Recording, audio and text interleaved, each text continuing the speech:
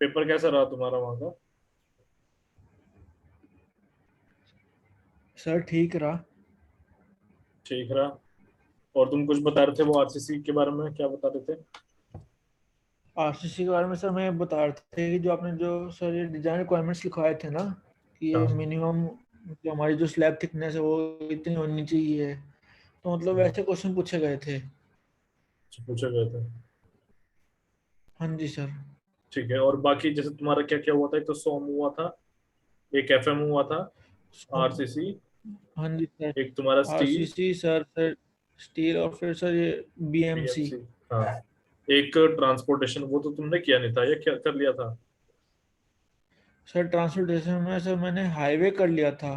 हाँ, वही ये जो हाईवे की बात कर रहा हूँ। रेलवे जो है, एयरपोर्ट, ये रह गए थे सर। हाईवे की बात कर रहा हूँ। तो यहाँ पे तुम्हें क्या लगा, कितने क्वेश्चंस आए, लाइक 100 में से क्या क्या मैच हुआ?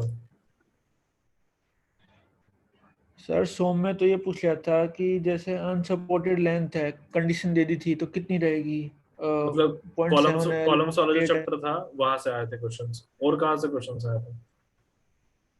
और सर जैसे अगर मैं स्टील की बात करूं तो इसमें ये पूछ ली थी कि minimum width of, minimum length of जो लेसिंग है वो कितनी होगी। अच्छा, ठीक एंड है। देन सर स्टील में पूछ लिया था कि अगर जो एंगल है हमारे वो गसेट प्लेट के सेम साइड पे हैं पर बैक टू बैक इनके वो जॉइंट कर रखे हैं, तो उसमें के की वैल्यू क्या रहेगी। मतलब वही था जो जो तुम लोगों को करवाया जा चुका है ना? हाँ जी सर, और ट्रांसपोर्टेशन में वही पूछा था कि अगर two lane two way road है तो उसमें कितने नंबर ऑफ कॉन्फ्लिक्ट्स हो हो सकते हैं। कॉन्फ्लिक्ट पॉइंट्स पूछे हुए थे 24, ठीक है। हाँ वो भी जी मैंने सर। बताया था 24 होता है, ठीक है। अच्छा, तो हाँ मतलब जी सर बाकी। कुछ, हाँ बताओ, कुछ ऐसा तुम्हें लगा कि भाई ये कमी है नोट्स में, या इम्प्रूवमेंट की जरूरत है कहीं भी? नहीं सर, नहीं सर, मेरे को तो सर ये सफिशिएंट लगी, क्योंकि जो जितना मैं करके गया था आपके नोट से ही करके गया था, तो हम्म। उसमें से तो मैक्सिमम को क्वेश्चन आए थे। बस यही था कि जैसे ये रेलवेज है वो तो पढ़ नहीं रखा था, तो रेलवेज हाँ, एयरपोर्ट इनके क्वेश्चन थोड़े बनाने में थोड़ी डिफिकल्टी हो रही थी बस। ठीक है, कोई नहीं। अपॉर्चुनिटी वैसे ही अच्छी थी यूकेपीएससी की, जो ए की वैकेंसी निकली हुई थी, अपॉर्चुनिटी अच्छी हाँ जी थी। सर। एंड सर, और फिर सर मैंने एनालिसिस भी किया, तो सर जैसे अगर एक क्लास में हमारे 30 स्टूडेंट्स थे तो सर बहुत कम बच्चे पेपर देने आए थे, बहुत कम। असल में क्या होता है मैं तुम्हें बताऊं, फॉर्म फिल कर देते हैं ऐसे ही, सेम है, सिमिलर चीज है ये एसएससी में भी, एई में भी। अब जैसे जैसे तुम ऊपर बढ़ते जाओगे ना, लाइक एई का एग्जाम्स और फिर देन ये यूपीएससी ईएससी का एग्जाम, तो बच्चों की स्ट्रेंथ जो होती है वो क्लास में कम होती चली जाती है। तो वहां पे क्या हाँ जी होता है, सर। एक तो तुम्हारे पास वो एडवांटेज, दूसरा एडवांटेज ये है कि बहुतों को तो पता ही नहीं होता पढ़ना क्या है। तो एक वो, लाइक ये समझ लो कि अगर 100 बच्चे हैं तो 100 बच्चे में से लगभग 4 बच्चे सही से पढ़े हुए होते हैं, उन 4 में से 3 का सिलेक्शन होता है, या 4 का ही सिलेक्शन हो जाता है। 3 का सिलेक्शन इसलिए, 1 का इसलिए नहीं, क्योंकि कोई ना कोई कुछ मिस्टेक कर जाता है, सिली मिस्टेक्स, उसकी वजह से वो रह जाते हैं। ये चीज होती है, वरना अगर तुम हाँ सही जी से सर, ध्यान और दो तो बात सिलेक्शन हो जाएगा। हाँ बताओ। नहीं सर, और फिर जैसे ये एफएम में भी तो एकदम सिंपल क्वेश्चन पूछे हुए थे कि अगर जैसे यूलर नंबर कैसे होगा, और फिर अगर जैसे मैक नंबर 1 है तो क्या टाइप ऑफ फ्लो क्या दिखाता है, सुपरसोनिक, सबसोनिक, ऐसे मतलब कि मतलब बहुत बेसिक से सर, मतलब ज़्यादा जो मतलब अगर, न्यूमेरिकल थे ही नहीं सर, मतलब ज़्यादा ना। मैंने फिर ये एक्सपेक्ट नहीं किया था, मैं तुम्हें सही बताऊं तो यूकेपीएससी एई का पेपर इतना आसान आ जाएगा। फिर तो मैंने अभी तक पेपर देखा नहीं है, देखूंगा मैं, टाइम नहीं मिला है मुझे एक्चुअली। सर तो मैं आपको फॉरवर्ड भी कर दूंगा पेपर ना, हाँ सिविल का। ठीक है, मुझे फॉरवर्ड कर देना, मैं देख लूंगा, गो थ्रू कर लूंगा, एक बार देखता हूँ कि क्या लेवल रहा है। ठीक है, तो हाँ जी एक सर। चीज ये है कि बस तुम लोग पढ़ते रहो, तुम्हारा सबका सिलेक्शन हो जाएगा। क्योंकि जो नोट्स वगैरह हैं सबको सर फॉलो अगर करो। सर एक वही मन की बात है बस, एक सर ये मैं ट्रूथफुली बताऊंगा सर कि मेरे को सर पहले आरसीसी स्टीलें समझ ही नहीं आती थी। जब से आपने पढ़ाया ना सर, मेरे को सर ऐसे मतलब दिमाग के पॉइंट पे, टिप्स पे और रहेगी, मतलब इतनी अच्छी तरह से ये सर पूरे सर के ऊपर से जाया करती थी आरसीसी स्टील, तो मतलब। तो अच्छा है, मेन चीज वही है, याद करने वाली और समझने वाली। हाँ जी अगर सर। तुमने हाँ इसे जी नहीं सर। कंटिन्यू रखा ना तो भूल जाओ। इसी तरीके से सॉम हो गया, एफएम, जितने सब्जेक्ट्स हैं, सेम बीएमसी भी, इसीलिए मैं कहता हूँ कि कंटिन्यूस रिवीजन किया करो, सब चीज ऑन टिप्स है। हाँ जी सर। ऐसे ही निशांत, गौतम,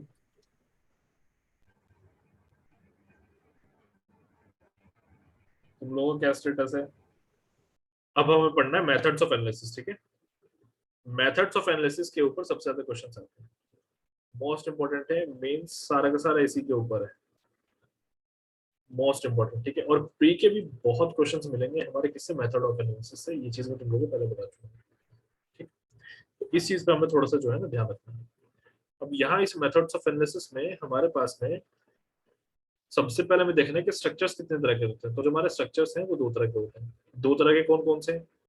एक हमारे पास में डिटरमिनेट स्ट्रक्चर होगा, एक हमारे पास में इंडिटरमिनेट स्ट्रक्चर होगा, ठीक है? तुम लोग देख पा रहे हो यहाँ पे कि दो तरह के क्या होते हैं, स्ट्रक्चर्स होते हैं, एक डिटरमिनेट, एक इंडिटरमिनेट। डिटरमिनेट स्ट्रक्चर्स जो होते हैं उनकी जो डीएस की वैल्यू है वो लेस देन जीरो या फिर हमारे कितनी होती है, इक्वल्स टू जीरो होती है। तो ये चीज है, ठीक?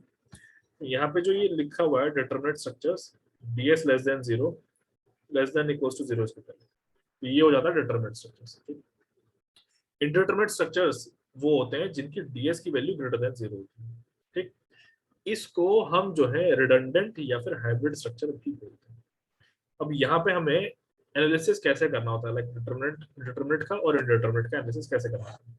तो सबसे पहली चीज तो ये हमें समझनी है यहाँ पे कि तुम्हारे एग्जाम में एक डिफरेंस तुमसे पूछ लेगा, डिफरेंस पूछेगा कि डिटरमिनेंट स्ट्रक्चर का और इंडिटरमिनेंट स्ट्रक्चर का डिफरेंस क्या है, कैसे हम वहाँ पे सॉल्व करते हैं। तो देखो यहाँ पे, ये हम यहाँ पे पहले डिफरेंस देखेंगे। तो सबसे पहले है हमारे पास में पहला पॉइंट डिटरमिनेंट स्ट्रक्चर में, can be analysed by equations of equilibrium.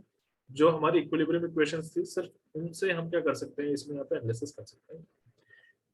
इसके बाद अगर मैं इंडिटरमिनेट स्ट्रक्चर्स की बात करूं तो यहाँ पे इक्विलिब्रियम इक्वेशंस के साथ साथ कुछ एडिशनल कंपैटिबिलिटी इक्वेशंस भी चाहिए होती है।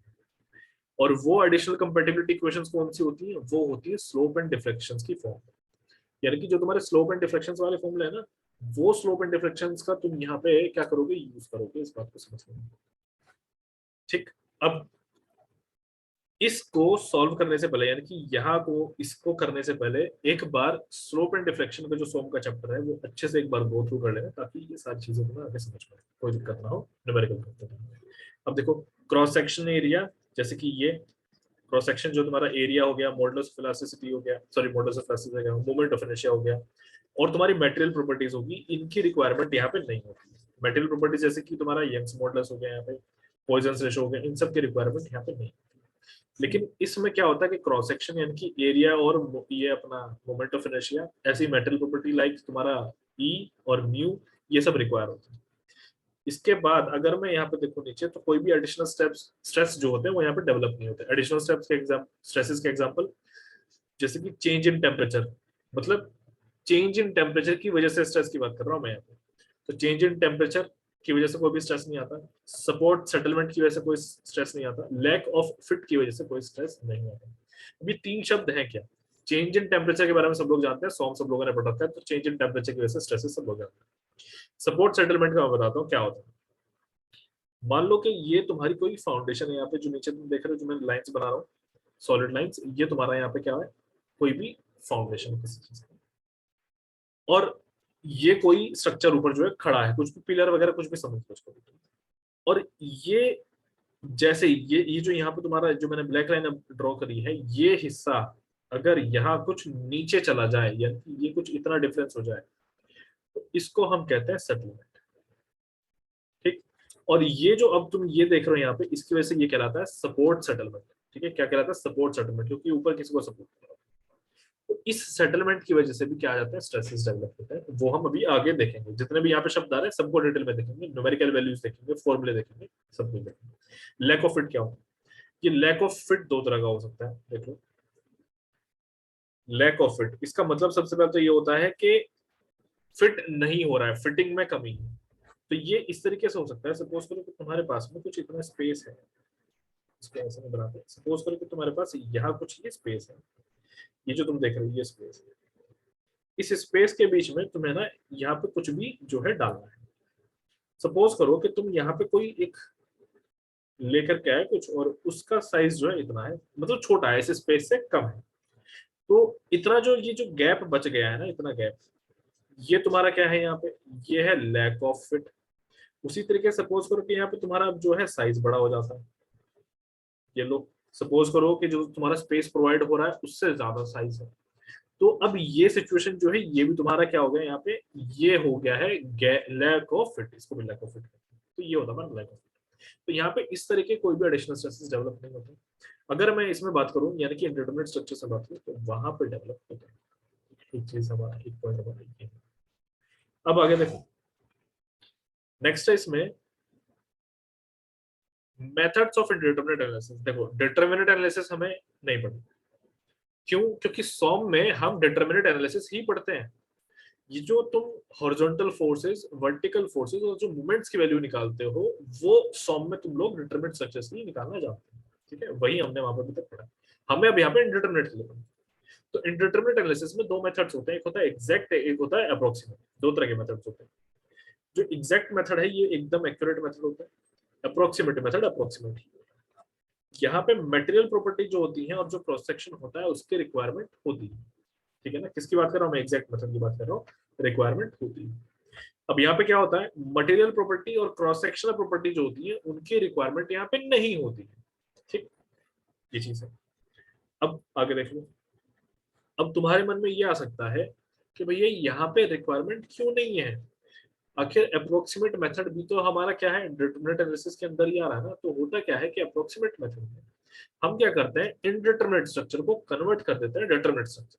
अब जैसे ही वो डिटरमिनेट में कन्वर्ट हो जाता है तो फिर वहां पे एक्स्ट्रा हमारे जो है, मतलब जो मेटेरियल प्रॉपर्टी है, क्रॉस सेक्शन वगैरह, उनकी किसी भी चीज की रिक्वायरमेंट नहीं होती। मेटेरियल प्रॉपर्टी यानी कि तुम्हारा modulus of elasticity, Poisson ratio. Cross sectional properties यानी कि तुम्हारा जो एरिया है और जो तुम्हारा मोमेंट ऑफ इनर्शिया है, ये इनकी बात, ठीक है? अब फोर्स मेथड में तुम्हारे पास में क्या क्या चीजें आती है? दो तरह का होता है, सॉरी गलत बोल गया मैं। एग्जैक्ट मेथड में तुम्हारे और फर्दर कितने तरह के मेथड्स आते हैं? एक होता है फोर्स मेथड, एक होता है डिस्प्लेसमेंट मेथड। इनको याद कर लेना, काफी इंपॉर्टेंट है। देन अप्रोक्सीमेट मेथड में हमारे पास में कौन कौन से आते हैं? कुछ ये मेथड्स आते हैं जैसे कि पोर्टल फ्रेम मेथड, तुम्हारे सामने कैंटिलीवर मेथड, एक है फैक्टर मेथड, ठीक? उसके बाद में यूज्ड व्हेन स्ट्रक्चरिंग, इसको तो छोड़ दो। यहाँ पे देखो फोर्स मेथड और डिस्प्लेसमेंट मेथड, अब इसको समझो। तो फोर्स मेथड तुम्हारा क्या होता है, कब लगाया जाता है फोर्स मेथड, कैसे लगाता है वो देखते हैं। External forces, reactions and member forces, internal reactions are unknown. तो इसका मतलब क्या होता है, यहाँ पे ना नाम समझाएगा तुम, फोर्स मेथड का नाम आइडिया देगा कि फोर्स मेथड है, उसी तरीके से डिस्प्लेसमेंट मेथड का नाम तुम्हें आइडिया दे देगा कि डिस्प्लेसमेंट मेथड है।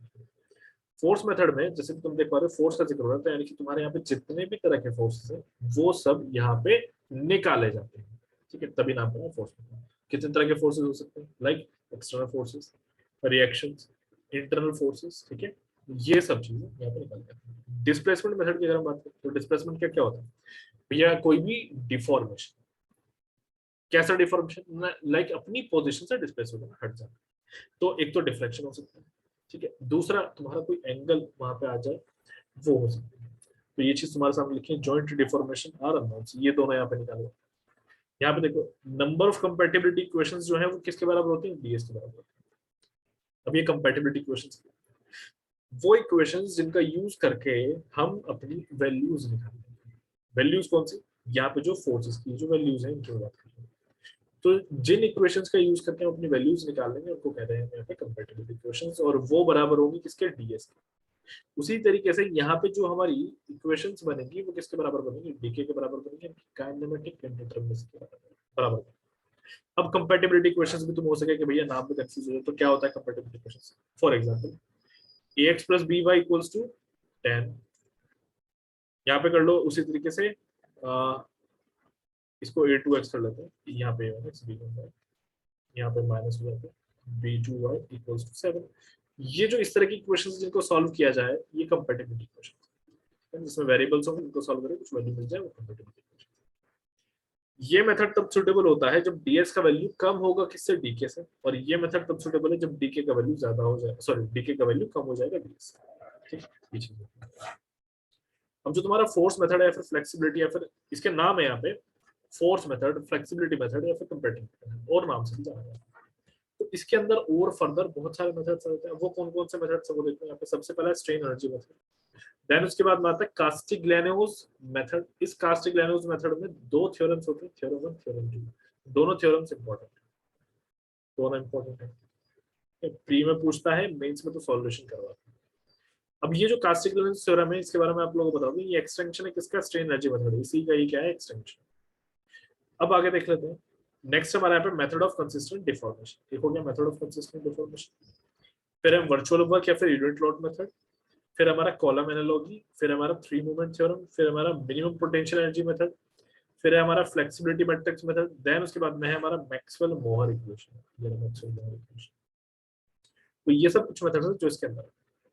अब यहाँ मैं आप लोगों को बताऊं कि इसमें जो तुम लोगों को पढ़ना है वो क्या क्या पढ़ना है। तो सबसे पहले तो स्ट्रेन एनर्जी, ये तुम लोगों को पढ़ना है, वो मैं यहाँ पे मार्किंग कर देता हूँ। तुम्हारा स्ट्रेन एनर्जी है, प्लास्टिक लर्नर्स है, consistent deformation, virtual, three movement theorem. उसके बाद ये जो चीज है ये तुम्हारा मैट्रिक्स के अंदर है, जो मैट्रिक्स वाला चैप्टर था ये उसका है, लेकिन मैंने यहाँ पे लिख दिया। अब होता क्या है कि मैट्रिक्स का चैप्टर हम अलग ही पढ़ते हैं, लेकिन मैट्रिक्स मेथड आता है किसके अंदर में, हमारे मतलब फ्लेक्सिबिलिटी मैट्रिक्स मेथड जो आता है किसके अंदर आता है, वो आता है फोर्स मेथड के अंदर। उसी तरीके से मिनिमम पोटेंशियल एनर्जी मेथड कुछ ये है हमारे, फिर मैक्सिमम मोर इक्वेशन। तो ये जो बाकी है लाइक जैसे कि ये हो गया और ये हो गया, ये थोड़ा कम इम्पोर्टेंट है मेरे अकॉर्डिंगली। मैक्सवेल मोहर भी थोड़ा यूज है। तो ये सब चीजें तो हम यहाँ पे पढ़ेंगे, ये मेथड सब याद करने का तरीका क्या है, ट्रिक क्या है, वो मैं तुम लोगों को बताता हूँ। यहाँ पे देखो, कास्टिग्लिआनो को स्ट्रेन आ गया, स्ट्रेन यानी कि जैसे मसल्स में स्ट्रेन आ जाता है वो है, जिस वजह से उनकी बॉडी में क्या आ गया, डिफॉर्मेशन आ गया। डिफॉर्मेशन देखो यहाँ पर बड़ा है। मैंने क्या किया है, इस कॉन्सेप्ट में जो हिंट मैंने आपको बनाया, इस हिंट में ऊपर जितने भी नाम है वो सब लिए गए हैं। जैसे कि कास्टिग्लिआनोज मेथड है, ऊपर तुम लोग देख सकते हो, ये कास्टिग्लिआनोज मेथड, तो कास्टिग्लिआनो का नाम आया। ऐसे स्ट्रेन एनर्जी मेथड है तो स्ट्रेन का नाम आ गया। तो इसको समझ लो कि कास्टिग्लिआनो को स्ट्रेन आ गया, जिस वजह से उनकी बॉडी में डिफॉर्मेशन हो गया, उन्होंने लोड कॉलम पे लगाया, जिससे मूवमेंट मिनिमम हो गया और फ्लेक्सिबिलिटी मैक्सिमम हो गई। मैक्सिमम यानी कि मैक्सवेल, ठीक, ये हो गया। चलो मिनिमम यानी कि यहाँ पे मिनिमम पोटेंशियल एनर्जी मेथड ये रहा तुम लोगों का। तो ये सब नाम जो है यही सब है। तो आई होप ये चीज जो है सभी को समझ में आ गई। अभी हमें यहाँ पे देखना है डिस्प्लेसमेंट मेथड के बिना। अब डिस्प्लेसमेंट मेथड में हमारे पास में कौन कौन सा, तो डिस्प्लेसमेंट मेथड में सबसे पहले हमारे पास में जो आता है वो है मूवमेंट डिस्ट्रीब्यूशन। ये है यहाँ पे मूवमेंट डिस्ट्रीब्यूशन मेथड, ये भी इंपॉर्टेंट है, ये हमें पढ़ना है, ठीक है। उसके बाद में स्लोप डिफ्लेक्शन, फिर है कैनीज मेथड, फिर है स्टिफनेस मेथड। तो इसको हम यहाँ पे नहीं पढ़ेंगे, काट दो इसको नहीं पढ़ेंगे। तो पढ़ने वाले हम यहाँ पे कौन कौन से हैं, अपना मूवमेंट डिस्ट्रीब्यूशन मेथड जरूर पढ़ना है, स्लोप डिफ्लेक्शन पढ़ना है। यहाँ पर मैंने कुछ वैल्यूज लिखी हुई है स्लोप एंड डिफ्लेक्शन की। ये सब वैल्यूज क्या है, तुम्हारी सॉम वाली ही है, एक दो वैल्यूज यहाँ पे एक्स्ट्रा होंगी, कोई एक दो केस यहाँ पे एक्स्ट्रा होगा, उसकी वैल्यूज यहाँ पे लिखी हुई है। ट्रिक मैंने क्या लिखी हुई है, ट्रिक मैंने यहाँ पे लिखी है जैसे कि पॉइंट लोड देखो, मूवमेंट देखो, मूवमेंट के लिए जो तुम्हारा थीटा होता है, स्लोप की मैं बात कर रहा हूँ, जब तुम्हारा स्लोप वाला फॉर्मूला आएगा तो वहां पे मूवमेंट के लिए एल आता है फॉर्म, जैसे कि तुम यहाँ पे देख सकते हो, कहीं पर दिखता तुमको पता, इसमें नहीं, कुछ और देख लेते हैं एग्जाम्पल। पॉइंट लोड अगर लगा हुआ है तो तुम्हारा जो स्लोप है वो एल स्क्वायर होगा, जो डिफ्लेक्शन है वो एल क्यूब होगा। तो देख लो यहाँ पे डिफ्लेक्शन ये रहा तुम्हारा, डिफ्लेक्शन कितना तुम्हारा, डिफ्लेक्शन तुम्हारा, सॉरी ये रहा स्लोप, स्लोप तुम्हारा यहाँ पे कितना है, वो है एल स्क्वायर, देख सकते हो तुम एल स्क्वायर, ठीक है। तो ये चीज है, तो ये मेरी ट्रिक्स है जो सॉम से ही मैंने यहाँ पे ली है। अब यहाँ पे इसको सब लोग याद कर लेंगे, क्योंकि ये सबको याद करना है, इसको मैं नहीं बता रहा। जितने भी केसेस तुम लोगों के सामने है सबको याद कर लेंगे, बिकॉज ये फॉर्मूले एज इट इज यूज होते हैं तुम्हारे जो आगे न्यूमेरिकल्स आएंगे, ठीक है। अब यहाँ पे आगे देखो, इसके बाद में हमारे पास में यहाँ पे फोर्स, यानी कि हम यहाँ पे फोर्स मेथड में क्या कर रहे हैं, अब डिटेल में आ रहे हैं, सारे फॉर्मूले वगैरह सब चीजें हम यहाँ पे देखेंगे और समझते हुए। तो अब यहाँ पे है स्ट्रेन एनर्जी मेथड, सबसे पहला मेथड हमारा फोर्स मेथड। तो यहाँ पे तुम लोगों के सामने कुछ फॉर्मूले मैंने मेंशन किए हैं, फॉर्मूले थोड़े से क्लियर नहीं है तो मैं यहाँ पे इसी में मेंशन कर देता हूँ। ये तुम्हारे सामने है, ये है ए एफ, ए एफ का मतलब है एक्सियल फोर्स, चीजें क्लियरली लिखी हुई। स्ट्रेन एनर्जी को सबसे पहले तो डिनोट करते हैं किससे, यू से, इसको समझ लेना। तुम्हारे सामने सबसे पहले यू यानी कि तुम्हारा स्ट्रेन एनर्जी है, इसको मैंने यहाँ पे यू वन लिखा हुआ है इसी वजह से।